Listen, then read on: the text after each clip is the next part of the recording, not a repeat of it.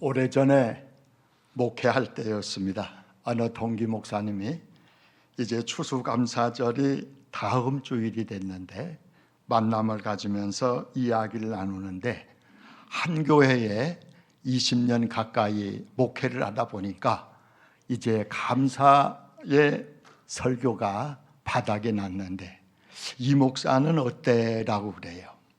저는 그때 저희 교회에 30년 가까이 목회를 하고 있을 때입니다.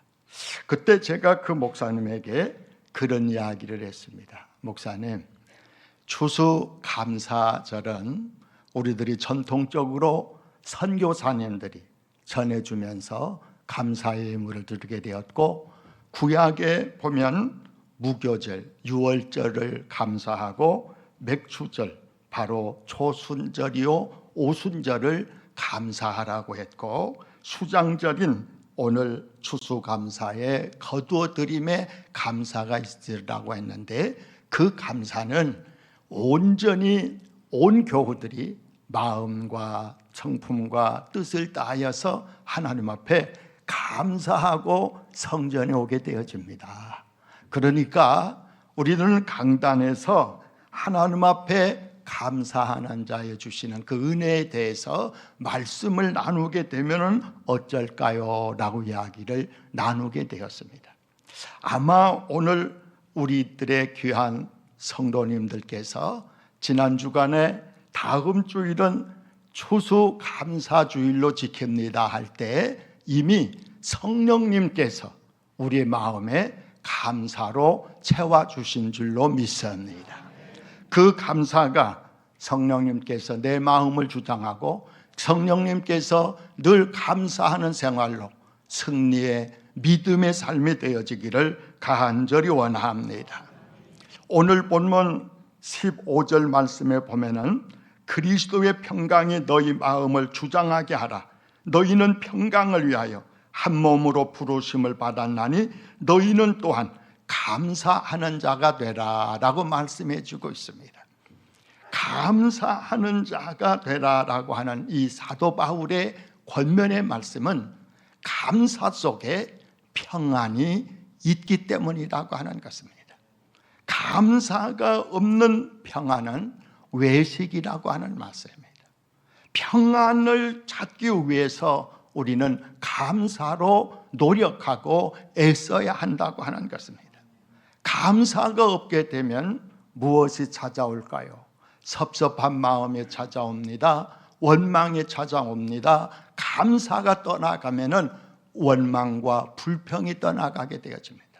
그래서 내 마음 속에 선한 마음은 떠나가게 되고 악하고 모진 마음이 나를 사로잡게 되어진다고 하는 말씀입니다. 그렇기에 성경은 바로 평안함을 얻기 위해서, 평강을 위해서 오늘 우리들에게 감사하라라고 말씀을 들려주고 있습니다. 때로는 그 평강이 우리들의 생활 가운데 깨어지고 엉클어질 때가 있습니다. 그럴 때 우리에게 오는 것은 답답함이요, 먹구름이 우리들의 마음을 이제 사로잡게 되어서 우리의 마음이 어두움에 끌려가게 되어진다고 하는 말씀입니다. 몇 주 전에 저희 아내와 싸움을 가지면서 살아볼 때가 있었습니다. 여러분, 목회자가 싸운다면요, 성도들은 은근히 좋아해. 왜 좋아할까요? 나도 싸움을 많이 하는구나 하는 고백입니다. 그러니까 좋아하지 말고 시치미를 딱 띄세요. 나는 그렇지를 않아라고 생각을 해봐요. 그러면서 마음에 어떤 생각이 드는 관이 이제 그 싸움이 지나갔는데도 섭섭한 마음이 찾아와요. 그러면서 내 마음에 악에 사로잡혀 있는 것들을 느끼게 되어집니다. 잠시 일주일이 이제 흐르게 되었습니다. 그렇게 되니까 가정에 냉기가 돌아요. 그런데 중요한 것은 그러고도 자녀들을 봐야 하고 손녀를 만나야 돼요. 그런데 자녀를 볼 때는 그 얼굴이 또 어때요? 펴져야 되잖아요. 천사의 얼굴 되고, 또 어린 손녀를 보면은 그 손녀가 천사로 변장해서 왔기 때문에 저를 웃겨주게 되게 되었습니다. 그러는 동안 저의 마음에 이제 내 엉클어진 마음, 어둠이 찾아오는 그 마음을 무엇으로 지워버릴까 생각을 해보게 되었습니다. 무엇으로 지울 수가 있을까요?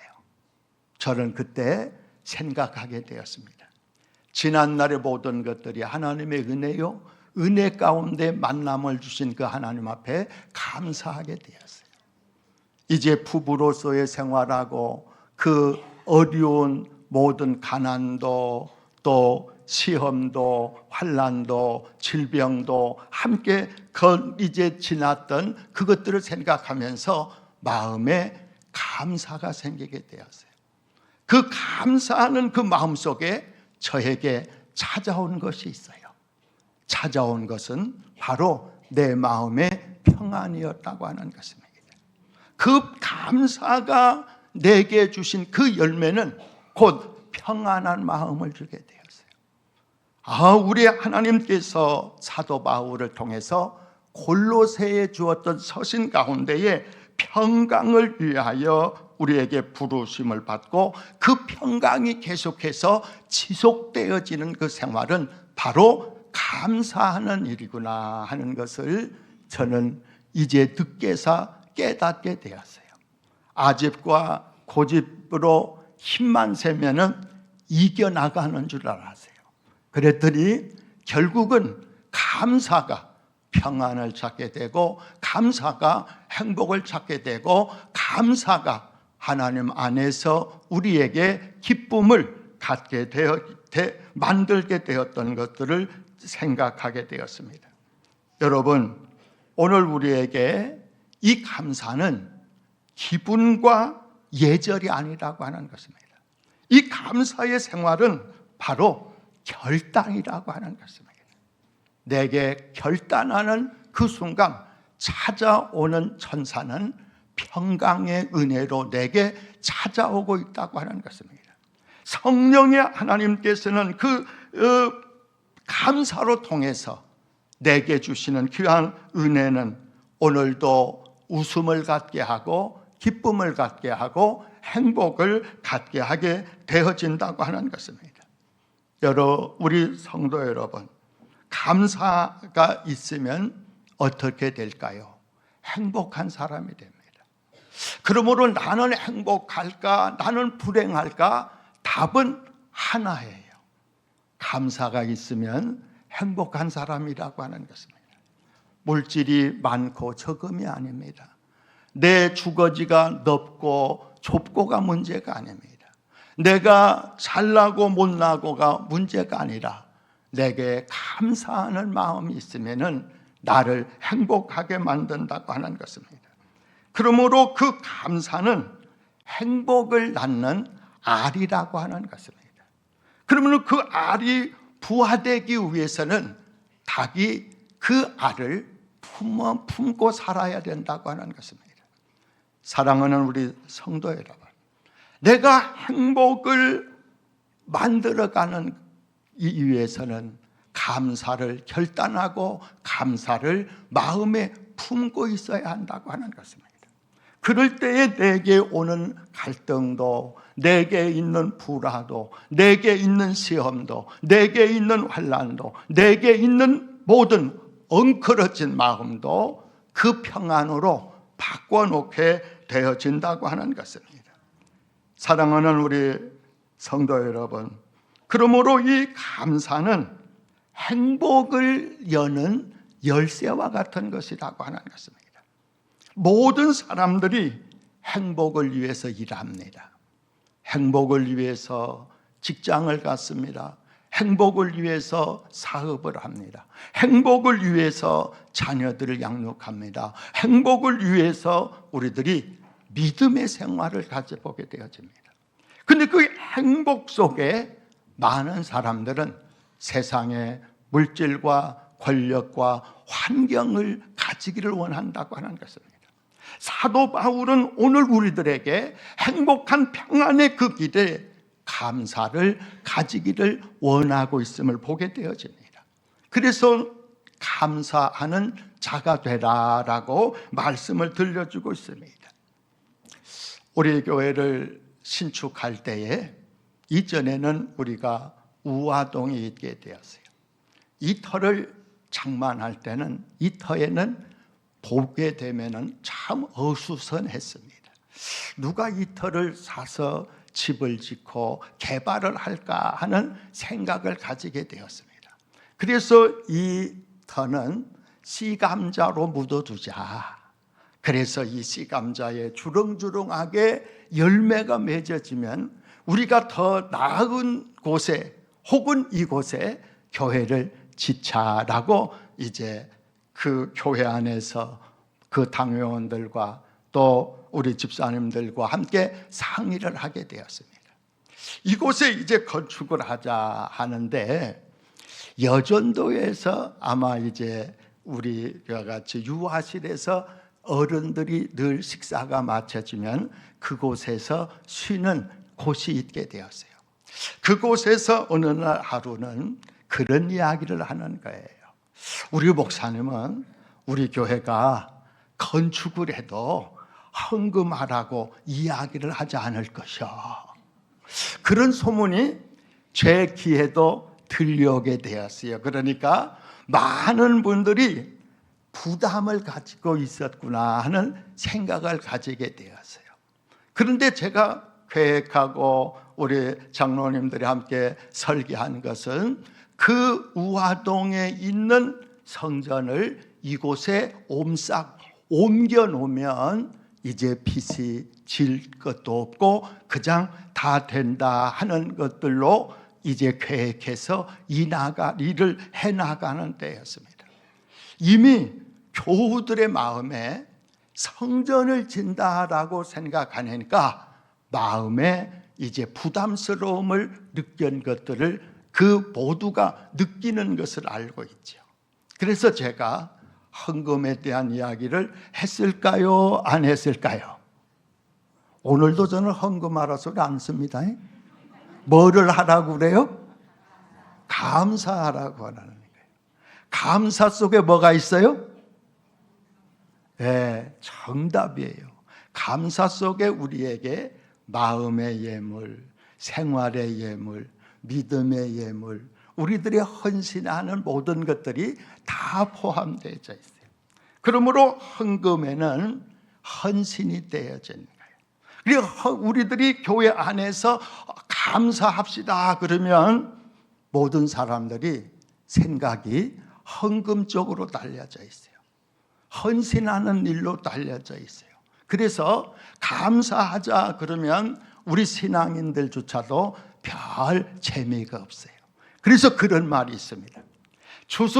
추수감사절이 다가오면 전주간에 설교를 짧게 하라는 거예요. 왜냐면 마음에 준비하고 있다가 한 칸 한 칸 내려온대. 길어지면 신경질이 나서. 그래서 한 주간 전에는 설교를 짧게 해서 은혜롭게 다음 주간에 추수감사 예물을 드리도록 해야 한다 하는 그런 우스운 이야기도 있습니다. 여러분, 그런 가운데에 하나님께서 이 성전을 짓게 되었고 또 이곳에 우리 사랑하는 귀한 성도님들이 머리를 이제 두게 되었다는 것입니다. 은퇴하고 나니까요, 주님의 말씀이 생각이 나요. 인자는 머리 둘 곳이 없다. 그래서 정말 그 말씀이 은퇴 전에는 전혀 깨달음과 거기에 대한 저의 마음에 그 그릇으로 말씀으로 담았지 그 실제의 생활과 아무런 연관이 없는 것으로 생각하게 되었어요. 그런 후에 이제 은퇴하게 되니까 교회들을 정하는 데에 어려움을 겪는 많은 목사님들이 계세요.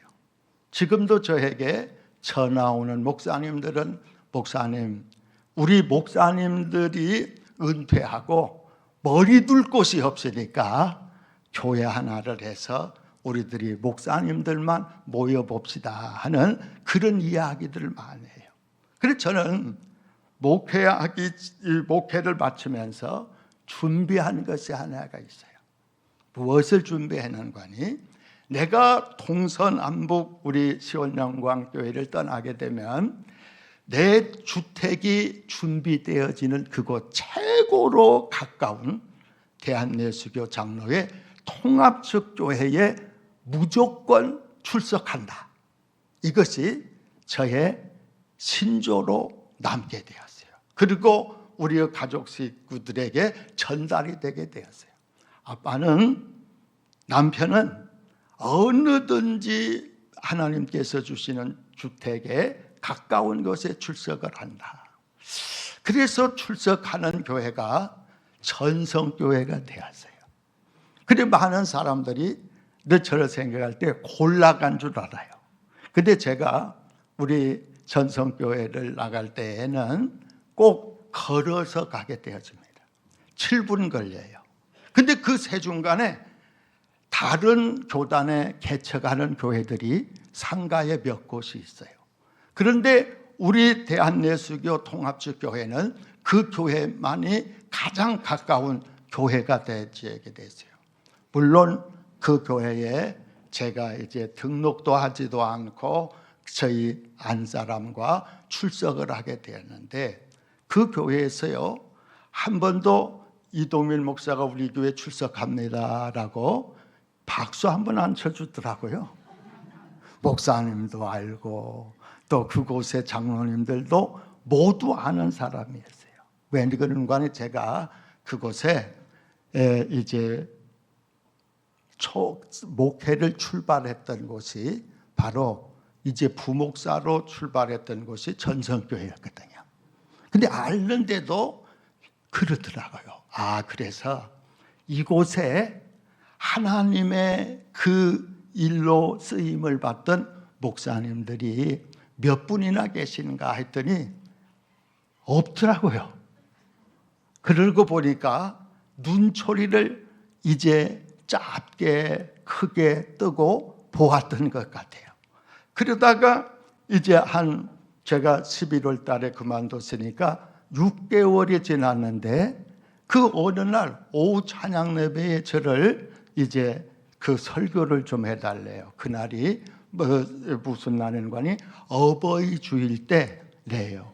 근데 그날도 제가 이제 그 2부, 3부 설교를 하는데 그 아무런 저에게 귀틈을 대지 않고 3부 예배에 그 꽃다발을 2개를 가지고 누가 이제 준비하고 있어요. 그래서 누가 또 어버이 주일에 큰 상을 받을 사람이 있는가 보다라고 했는데, 광고 시간에 그 목사님이 저를 나오래요. 그런데 사모님과 함께 나오래요. 저희 집사람은 2부 예배 드리고 집에 갔는데, 그래서 제가 그 교회에 간지 몇 개월 만에 인사를 하게 되는 거니 6개월 만에 됐습니다. 그래서 목회자가 은퇴하면 이렇게 슬프구나, 찾아주고 반겨주는 사람이 없구나. 우리 문대원 목사님 많이 반겨주세요. 저는 6개월 만에 얼굴띠이 어떤가요? 그 교회 부목자 출신인데도. 여러분, 머리 둘 곳이 있어서 교회에 출석한다고 하는 것, 이거 행복이신 줄 아시기 바랍니다.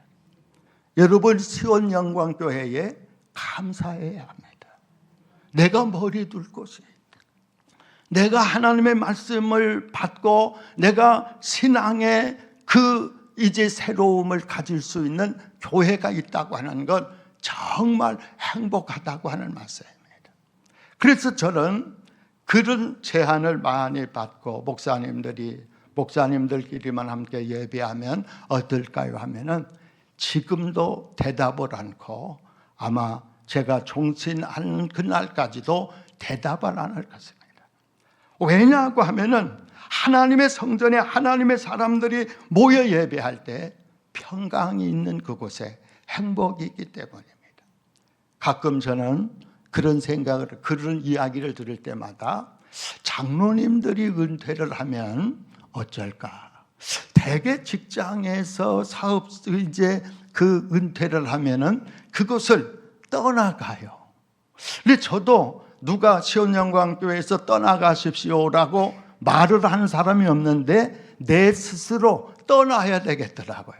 그래서 떠나게 되어졌는데, 우리 이제 은퇴하신 장로님들이 그래요. 저희 조카가 3년 전에 은퇴를 하게 되었어요. 근데 은퇴를 하고 나니까 대화가 좀 달라지더라고요. 그것도 1년에 한 번 만나는데 대화가 그렇게 기쁜 그 교회 생활의 모습이 아니고, 대화 중에 조금 이제 외로운가 보다 하는 그런 생각을 가지게 되었어요. 여러분, 그러면서 저는 그런 생각을 가져보게 됐어요. 은퇴하신 장로님만 모이는 교회 하나 있으면 좋겠다. 그래서 조금 그곳에서 그동안 하지 못했던 일들도 한번 해보고, 선교도 해보고, 봉사도 해보고, 사랑의 생활도 하고, 그동안에는 몸된 교회를 위해서 헌신하느라고 좌로나 우로나 치우치지 않고 오로지 그 교회만, 한 교회만 섬겼던 그분들이 은퇴한 후에는 좀 평강의 은혜를 누리면서 행복한 신앙생활을 하는 그곳을 만들어 드리면 어떨까 하는 그런 생각을 해보게 되었어요. 참 잘했죠. 근데 대답하는 은퇴자는 아무도 없네. 여러분, 정말 교회의 생활에는 무엇이 있어야 될까요? 감사가 있어야 합니다. 그래야 행복한 신앙생활이 되기 때문이라고 하는 것입니다. 감사가 있는 곳에 행복이 있고, 행복이 있는 곳에 나의 주 여호와 하나님을 영화롭게 기쁘시게 할 수 있다고 하는 것입니다. 내가 행복하지 않은데 어떻게 하나님을 기쁘시게 하고 영화롭게 할 수가 있겠습니까? 내가 행복하지 않은데 하나님을 영화롭게 기쁘시게 하는 것은 외식이라고 하는 것입니다. 내 마음에 감사가 없는데 하나님의 교회를 위해서 헌신하고 봉사하는 이것도 외식하는 것이라고 하는 것입니다. 그래서 오늘 예수님께서는 외식하는 자들을 가르쳐서 이제 짐승과 같다, 못하다라고까지 이야기를 해주고 있다고 하는 것입니다. 오늘 우리가 감사하는 그 마음에 행복이 없다고 하면은 그 감사는 진정한 감사를 가질 수 없다고 하는 것입니다. 그러면 하나님은 우리에게 뭐 때문에 감사하는 자가 되라고 말씀하셨을까요? 첫째는 우리의 몸과 마음의 상처를 치유하기 위해서라고 하는 것입니다. 왜냐고 하면은 이스라엘의 그 백성들이 이제 하나님 앞에 그 오늘 드리는 수장절, 초막절을 드리게 되어져요. 그들이 이제 초막절을 드리고 감사절을 드리기까지는 젖과 꿀이 끓이 흐르면 그냥 심는 대로 거두고 거둔 것 가지고 하나님 앞에 감사를 드릴 줄 알았습니다. 근데 가나안에 실상 들어가고 나니까 그 땅이 메마른 땅이었습니다. 그 땅에 이제 잡초로 우글져져 있고, 그 땅에 기경할 그런 자갈밭과 같은 그런 밭이었어요. 근데 그것을 일구면서 씨앗을 넣고 이제 그들이 물을 주면서 재배하여 거둔 곡식이었습니다. 그 곡식은 자기의 땀이요, 자기의 피요, 자기의 생명과 같은 알알이 맺어진 이삭이었다고 하는 것입니다. 그것 가지고 지금 하나님 앞에 단을 쌓게 되어지는 것입니다. 한번 생각해 보세요. 어렵게 농사를 지어서 그 식물로 하나님 앞에 감사하는데, 그런데 어떤 일이 일어났을까요? 하나님께서 주시는 그 은혜는 그동안 수고하고 애쓰면서 괴로움도 있었고 고통도 있었고 이제 서러움도 있었고 두려움도 있었는데 그 모든 것들이 다 녹아내리면서 그 마음에 평강을 얻게 하게 되었다고 하는 것입니다. 사랑하는 우리 성도 여러분, 하나님 앞에 감사할 때에 우리 하나님은 우리에게 평강을 얻게 해주시고, 그 평강을 얻는 가운데서 그 하나님은 우리에게 마음의 상처를 다 녹아내게 하신다고 하는 것입니다. 오늘 우리들이 추수감사 예물을 드리고 추수감사절로 우리가 하나님 앞에 예배하면서 우리의 마음에 있던 상처, 우리의 마음에 있던 괴로움과 고통 다 씻어지는 평강의 은혜가 함께하기를 간절히 원합니다. 그 평안을 갖고 하나님 앞에 감사하는 그 생활이 은혜자의 생활이기 때문이라고 하는 것입니다. 그러므로 그 감사는 어떤 통로를 우리에게 열어주실까요? 그 통로는 평강의 통로. 그 평강의 통로는 우리들의 생활 가운데서 항상 행복함을 갖게 하게 되어진다고 하는 것입니다. 그러므로 우리들이 감사하게 될 때에 우리들의 치유의 은혜가 함께하는 줄로 믿습니다. 두 번째로는 우리에게 하나님은 감사를 무엇 때문에 하라고 하실까요? 관계를 회복하기 위해서라고 하는 것입니다. 우리 하나님은 우리들을 만나기를 원합니다. 우리들이 이스라엘의 그 백성들을 보면은 출애굽에서부터 여호수아에 쭉 간에 보면은 그들이 지난 날에 얻었던 은혜, 받았던 은혜를 소멸하고 있는 백성인 것을 보게 되어집니다.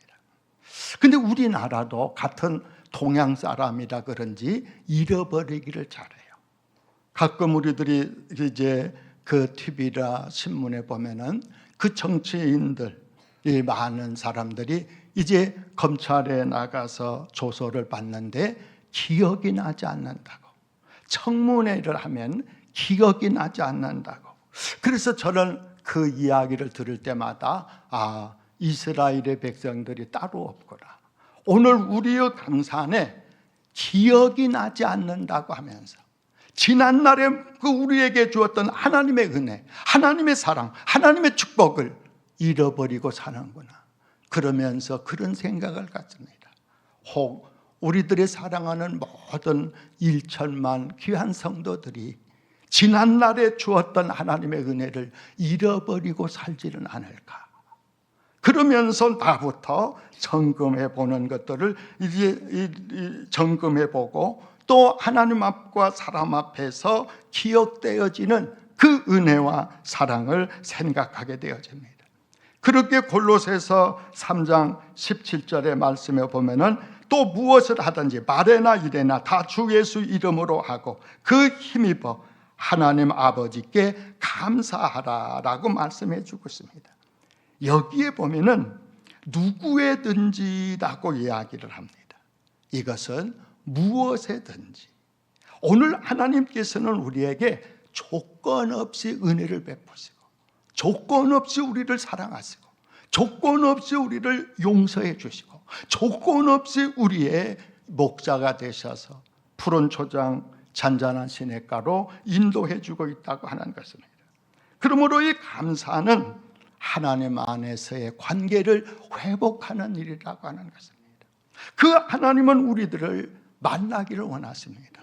무엇으로 만나기를 원하실까요?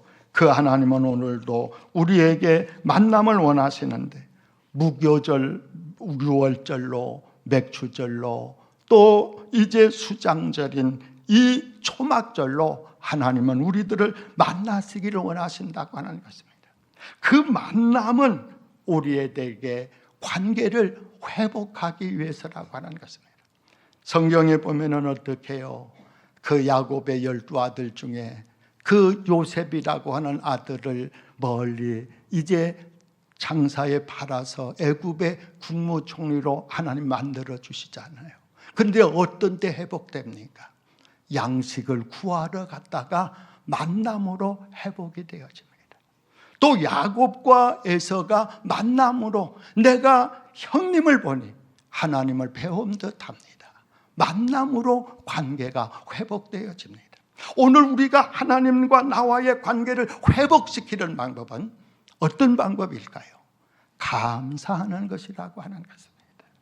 내 영혼을 주님께서 감싸주시고 받아주시고 나 같은 죄인을 살리신 그 은혜를 감사하게 될 때에 회복의 은혜를 얻게 하신다고 하는 것입니다. 그 회복은 감사를 통해서 우리에게 마음의 변화를 갖게 합니다. 딱딱한 마음, 차가운 마음을 하나님은 부드럽게 합니다. 교만한 마음을 겸손하게 하십니다. 거친 마음을 온유하게 합니다. 상대방을 늘 깔아뭉개고 깔아내리던 그 마음에 사랑과 존중의 마음을 갖게 합니다. 그래서 그 깨진 마음을 다시 붙이는 접촉제의 역할을 바로 이제 감사가 있는 그곳에 이루어지게 되어진다고 하는 것입니다. 사랑하는 우리 성도 여러분, 어느 가정에 그 아들이 사춘기를 맞이하게 되었습니다. 아마 우리들의 성도들 가운데도 자녀들의 사춘기에 많은 마음의 이제 아픔이 있었던 가정들도 있었을 것입니다. 근데 이 가정에 특별히 이 아이는 입을 다뭅니다. 그래서 집을 나갈 때도 들어와서 가방만 툭 하는 던져지는 소리만 달고 입을 닫혀버립니다. 그런데 학교에 가면은 이 말썽꾸리기입니다. 그래서 늘 이제 담임 선생님한테 끌려다니고 부모가 가서 그 아이에 대해서 이제 교육을 잘 시켰다고 그 각서를 쓰고 나오는 그런 아이들이었습니다. 그러니 이 집사님이 이 아들을 보면서 얼마나 답답했겠어요. 많은 잔소리를 했습니다. 또 그들에게 많은 꾸지람도 가졌습니다. 또 벌도 쓰게 했습니다. 그런데 아무 소용이 없어요.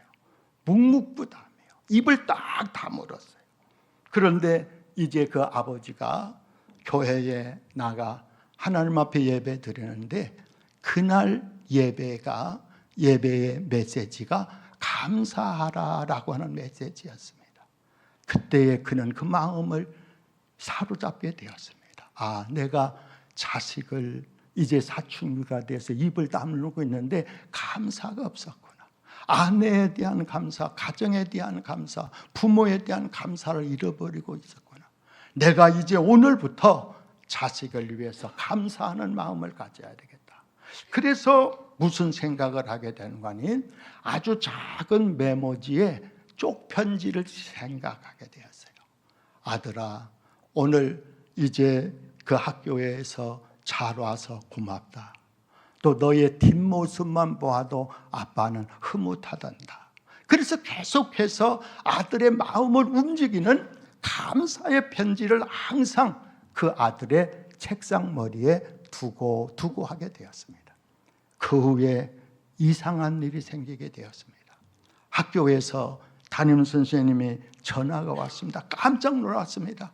또 이놈 이제 사고 쳐서 선생님이 나를 부르는구나 하고 이제 그 담임 선생님의 전화를 받는데 놀라운 사실입니다. 이제 변하게 되었습니다. 웬일일까요? 가정에서 무슨 일이 있었어요? 그 부간에 화목하고 또 성적도 많이 오르고 정말 그 생활이 밝아졌습니다. 그 아버지는 그 이야기를 듣고 무릎을 꿇게 되었습니다. 하나님 감사합니다. 내 아들을 변화시켜 주어서 감사합니다.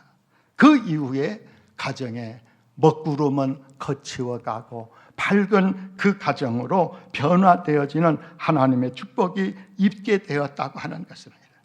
사랑하는 우리 성도 여러분, 모든 사람은 가와 만사성이라고 그래서 가정에 화목을 원합니다. 근데 그 화목하는 그 방법을 우리는 잘 알지를 못해요.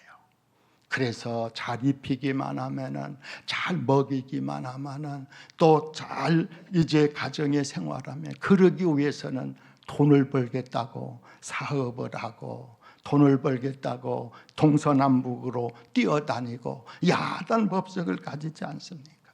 근데 그 행복이 많은 사람들은 물질에 있다고 이야기합니다.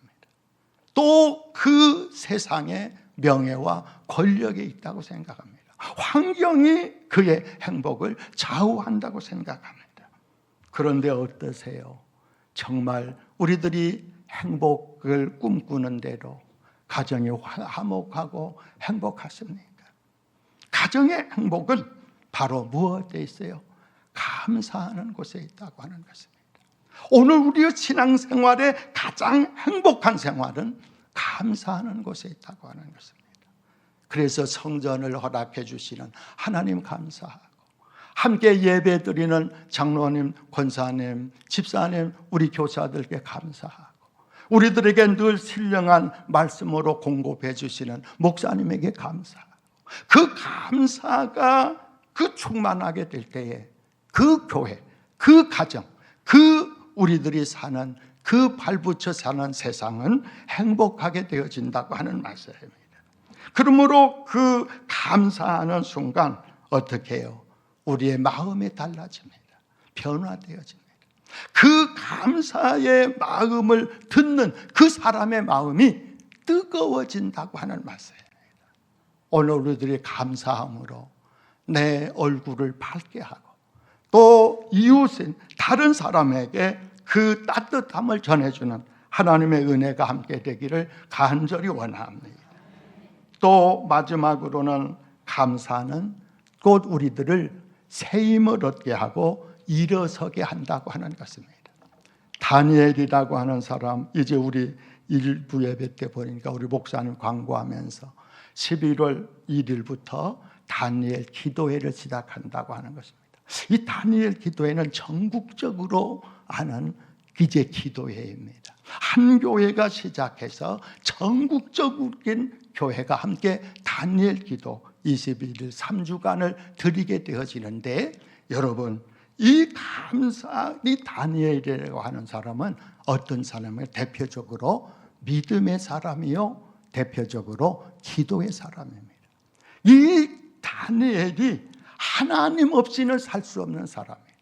적장들이 그 다니엘을 해치기 위해서 이제 조서를 왕에게로부터 내리게 하잖아요. 근데 그 어인을 지킨 것들을 이 다니엘은 알잖아요. 그런데 그 다니엘은 죽음이 임박하여 있는 것들을 알고, 적장들이 자기를 가두고 그 사자굴 속에 넣을 줄도 알면서 그런 2층으로 올라가지 않습니까? 예루살렘을 향한 방향 문을 열지 않아요. 또 그러고 그는 무릎을 꿇고 하루에 그것도 3번이나 하나님 앞에 기도하게 되어집니다. 그럴 때에 그는 바로 사자굴에 포송되어서 넣게 되어집니다. 근데 만군의 여호와 하나님께서 그의 머리털 하나 상함없이 그 죽음의 자리에서 이제 그 다시금 회복의 역사 가운데에 살아나게 되어집니다. 그런데 성경 다니엘서 6장 1절에 보면은 이렇게 말하여 있습니다. 하나님께 감사하였더라. 자기에게 적수가 되고 자기를 핍박하고 자기의 함정을 파고 죽음을 가져오는 그 사람들을 향하여서 이 다니엘은 감사하였더라라고 말씀해 주고 있습니다. 사랑하는 우리 교회 여러분, 오늘도 어렵고 힘든 신앙생활을 하고 우리의 가정과 직장과 사업에 어려움을 갖고 우리들이 온다면 오늘 다니엘과 같은 기적, 그 기적은 감사하는 곳에 있다고 하는 것입니다. 그 감사로 승리케 되어져서 하나님을 영화롭게 하고 또 행복한 우리의 믿음의 생활 되시기를 간절히 원합니다. 함께 기도드리겠습니다. 아버지 하나님, 감사함을 드립니다. 오늘도 감사함으로 평안을 얻게 하시고 감사함으로 승리하게 하시고 감사함으로 주의 영광 돌려드리게 하시는 것 감사함을 드립니다. 오늘도 감사를 고백하는 모든 이에게 상처가 치유되게 하시고 절망과 좌절 속에 있는 자들의 평안함을 얻게 하시고 오늘도 회복의 은총이 감사하는 그곳에 열매 맺는 주의 은혜가 함께하게 해 주옵소서. 예수님 이름으로 기도드리옵나이다. 아멘.